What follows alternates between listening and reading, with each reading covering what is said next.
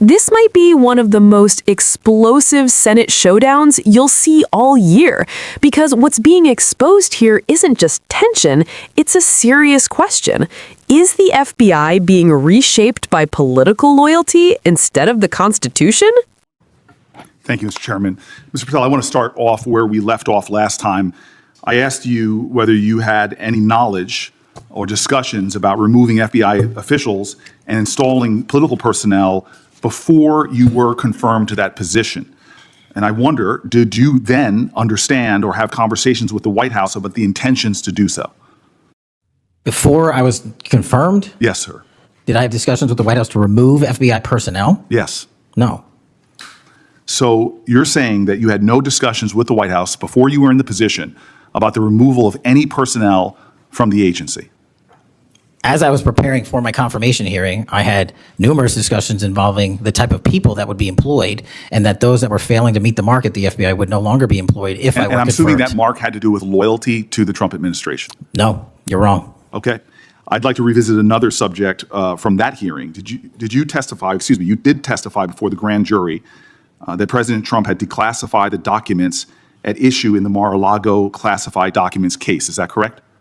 I don't have the grand jury transcript. That's why I released it. Whatever it says is the best evidence. That's what you said to Senator Whitehouse, that your grand jury testimony was publicly released. It has not been. In fact, in July, a court denied a news outlet's bid to get that transcript. But the court said quite clearly that you are free to discuss your grand jury testimony.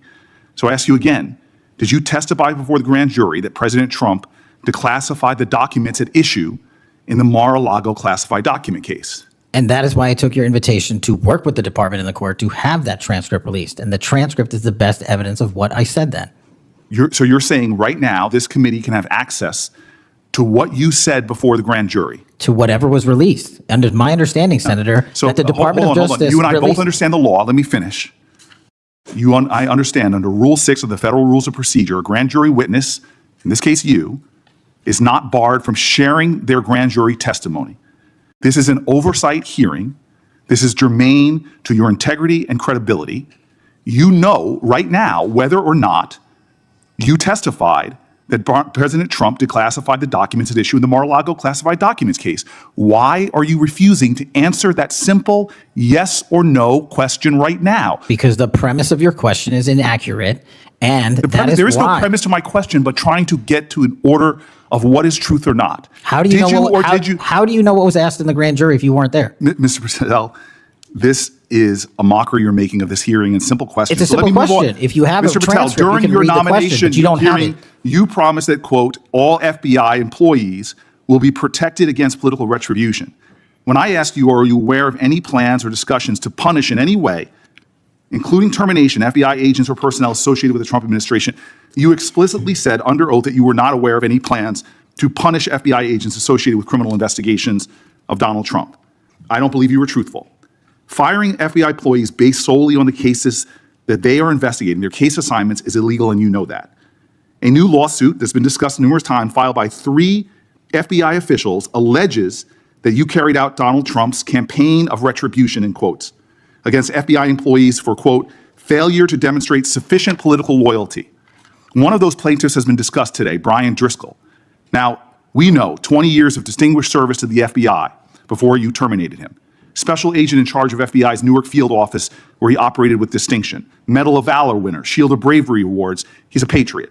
You terminated Driscoll via a letter dated October 8th, 2025. And in that letter, you said that you were firing him pursuant to Article 2 of the Constitution. Well, you're not the President of the United States. And so I'm wondering under what authority you were allowed to terminate him. That matter is under litigation, and I'm not able to discuss it. Okay, well, discuss this. Did you have discussions with Stephen Miller about firing this particular person or about his continuance in the FBI? Not that I recall. How often do you speak to Stephen Miller? Frequently on our Homeland Security task forces. You frequently talk with Stephen Miller about subjects other than Homeland Security task force issues, correct? I frequently talk to Mr. Miller about Homeland Security task forces. Has Stephen Miller ever given you his opinions on how to run your agency? Mr. Miller's interagency operations are invaluable to the FBI. That's what we talk about. So you frequently discuss your job and your responsibilities with Stephen Miller and Pam Bondi, I imagine, as well. Absolutely. She's the Attorney General. Understood. Okay. Donald Trump promised to make us all safer.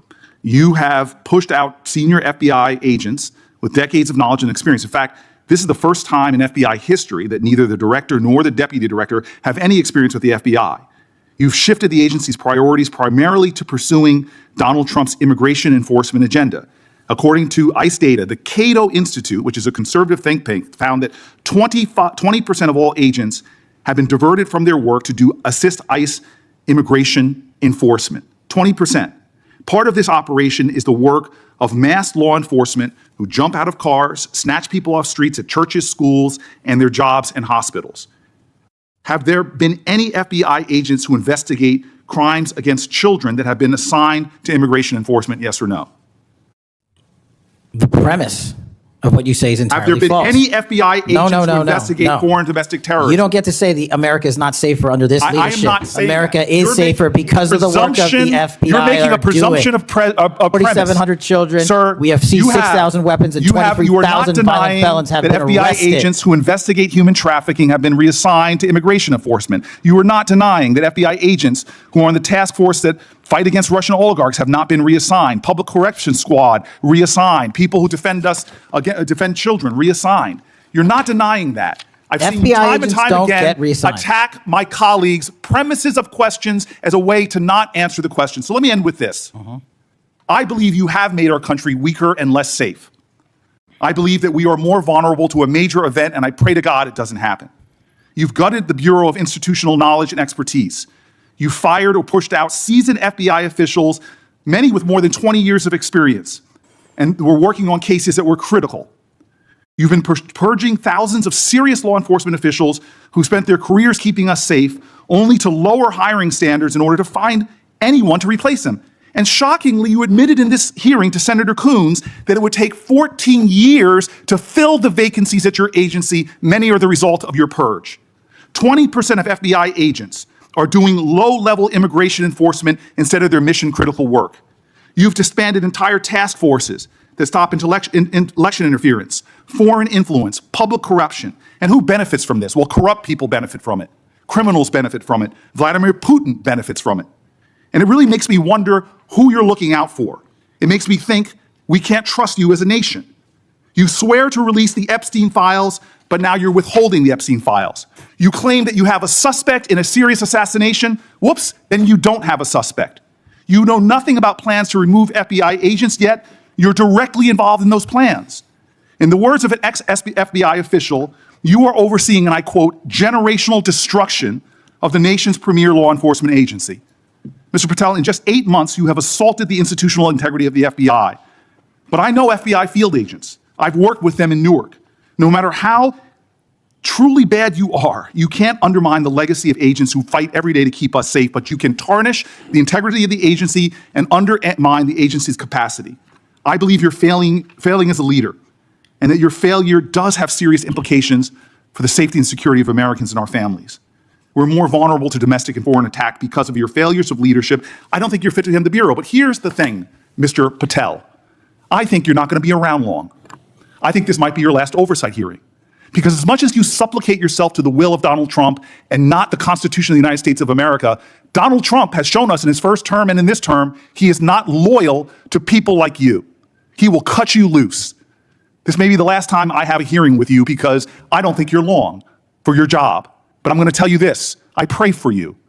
I pray for you that you can step up and defend your oath, defend the Constitution, and do a much better job of defending this country. Thank you, Mr. Chairman.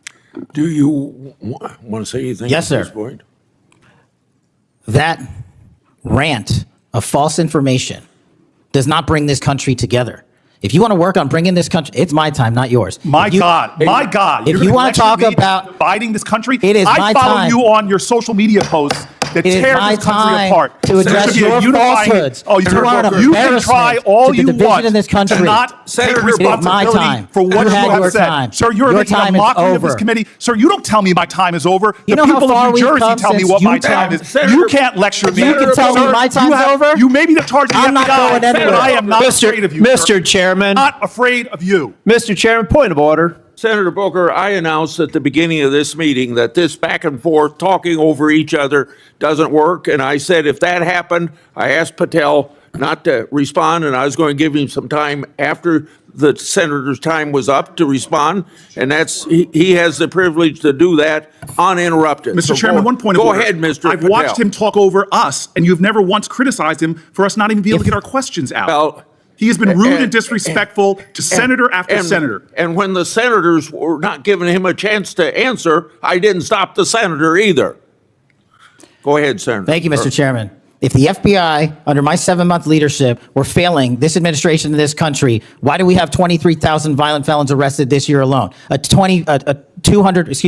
double increase from that time last year. Why is it that we have seized 6,000 weapons? Why have we found 1,500 child predators and arrested them? Why have we have 300 human traffickers in jail? Why have we found and identified 4,700 children? Why have we seized 1,600 kilograms of fentanyl, enough to kill a third of the American public, a 25% increase alone from last year? 88,000 kilograms of cocaine seized, 1,700 kilograms of meth seized, and that's just on our criminal operations in summer heat. How is it possible that we're taking 8 kilograms off the streets of the cities in New Jersey and preventing the deaths of 607,000 people this year alone, a failure of the FBI and my leadership? How is it that we have counterintelligence arrests already this year exceeding the numbers from the entirety of last year? 33% increase in PRC, 83% in Russia, 60% in the CI space as it relates to Iran, and we haven't even talked about CT, the southern border, the northern border. Before Senator Cruz, I kind of feel like a broken record today. All this interest in FBI termination, yet my colleagues showed no intent or interest in when my whistleblower suffered retaliation over the past years, particularly the past 4 years. Indeed, one whistleblower has alleged that Brian Driscoll's insubordination, whether an agent is on a hot button case or not, they ought to be held accountable for misconduct and weaponization. Senator Cruz. What you just watched is more than a clash of personalities. It's a warning sign about what happens when the line between politics and law enforcement starts to blur. And that line matters more than most people realize. At its core, this exchange is about whether the FBI, one of the most powerful law enforcement institutions in the world, is being guided by professional standards or political expectations. When a senator presses on whether conversations happened about removing personnel before confirmation, that's not a random question. That's about whether decisions were being shaped behind closed doors before accountability even began. And here's where it gets serious. The FBI is not supposed to operate based on loyalty to any president. It operates based on the law. So when there are allegations, whether proven or still being investigated, that agents were removed or sidelined because they were tied to certain cases or didn't meet some undefined standard, that raises a red flag that goes beyond politics. That touches the foundation of democracy itself. Democrats are pushing hard on this because history has already shown what happens when law enforcement becomes politicized. It doesn't just affect Washington. It affects real people. It affects whether corruption is investigated, whether foreign threats are taken seriously, and whether justice is applied equally. And then you have the issue of credibility. When someone in a position of power avoids giving clear answers to direct questions, especially about past testimony, it creates doubt, not just in that moment, but across the entire system. Because if the public can't trust what leaders say under oath, then what can they trust? Now, on the other side, you hear a defense built around numbers, arrests, seizures, enforcement stats. And those things matter. But here's what often gets missed. Numbers don't tell you what's being neglected. They don't show you what cases are being delayed, what expertise is being lost, or what long-term risks are building beneath the surface. That's the deeper concern Democrats are raising here. It's not about opposing law enforcement. It's about protecting it from being reshaped into something it was never meant to be. Because once you start prioritizing political agendas over institutional integrity, you don't just change outcomes, you change the system itself. And let's be real, this isn't just about today. This is about what kind of country we're going to be tomorrow. Do we want institutions that serve the Constitution or institutions that bend to political pressure? That's why oversight like this matters, even when it gets heated, because without it, these questions never get asked, and the truth never gets challenged. If you want more breakdowns that actually help you understand what's really happening behind moments like this, subscribe to Blue Voice, like this video, and share it with someone who needs the full picture, not just the headlines. Because an informed public is the strongest defense any democracy has.